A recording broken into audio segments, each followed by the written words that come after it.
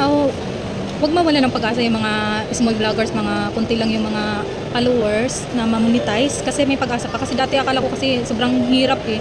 Then wala na akong pakialam talaga dyan. Upload lang ako ng upload. Pero yung ma-invite ka para ma-monetize, hindi ko na inaasahan yun.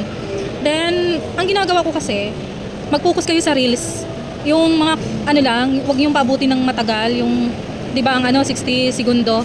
Kahit wag yung pabutin doon, kadalasan mga ina-upload ko diyan kung makikita niyo nasa 3 segundo lang, 5 or basta kasi tamad tayong mag-scroll, 'di ba? Sino ba tayo para panuorin ng mga hindi natin kilala?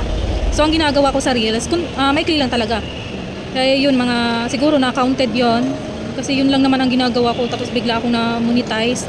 Then lately kasi ang ginagawa ko, diga election, ang ginagawa ko kasi may kinakrap ako ng mga pictures.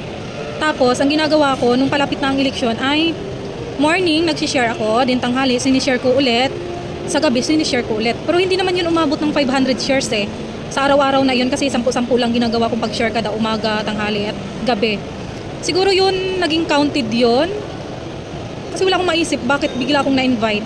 Kasi dati kasi may 60,000 views ka, 'di ba, na minuto dapat. Eh hindi naman umaabot sa ganun yung iba eh. So malamang dun sa mga reels ko, dun yun mga na views nila kasi yung mga reels ko dyan 3 seconds madalas or 5, 10, mga ganyan. Kasi pag di mo kilala, hindi ka naman panuorin talaga ng ano yan eh. So habang maliit pa, tulad ko maliit pa lang, wag kang mag-upload ng napakahaba kasi hindi ka naman panunuorin yan ng mga hindi mo kilala. Then abangan nyo, may mga trending, yun, gawan nyo ng maikli lang, din i-share nyo. Mga ganun lang. So, ano pa bang mga advice? Mga pictures, mahilig kasi ako i-clips ko lang yung pictures, dami yung ginagawa kong reels. Mga ganun lang, pero may i-clip. So, yung mga gustong ma-monetize dyan, wag yung habaan yung mga videos nyo. Maikli lang, maikli. Yung mga ganun. Kung ma-monetize na kayo, di tsaka nyo habaan kasi magkakaroon kayo ng mga ano nyan eh, income. Pero habang wala pa kayong, hindi pa kayo na-monetize, wag kayong masyadong mahaba gumawa ng video. Okay?